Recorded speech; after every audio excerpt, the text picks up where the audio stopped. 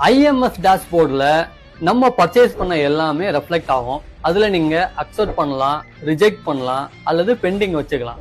இந்த அக்செப்ட் அப்படி பண்ணிட்டீங்கன்னா உங்களோட 2Bல வந்து ரெஃப்ளெக்ட் ஆகும்.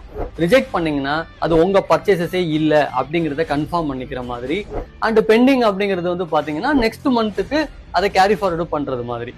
இதுல சப்போஸ் இது எல்லாமே நம்ம 14th நவம்பருக்குள்ள நம்ம பண்ணணும். அதாவது அக்செப்ட்னா அக்செப்ட் பண்ணும், ரிஜெக்ட்னா ரிஜெக்ட் பண்ணும், அல்லது பெண்டிங் நீங்க வச்சுக்கலாம். சார் சில பேர் என்ன பண்றாங்கன்னா, நான் தெரியாம அக்செப்ட் பண்ணிட்டேன், இல்ல தெரியாம ரிஜெக்ட் பண்ணிட்டேன், இப்போ 14th நவம்பர் ஆயிடுச்சு, அதுக்கப்புறம் என்னால அதை மாடிஃபை பண்ண முடியுமா அப்படின்னா கவலையே படாதீங்க, தாராளமா நீங்க மாத்தலாம். ஆனா before filing of GSTR 3B ரிட்டர்னுக்கு முன்னாடி நீங்க பண்ணணும்.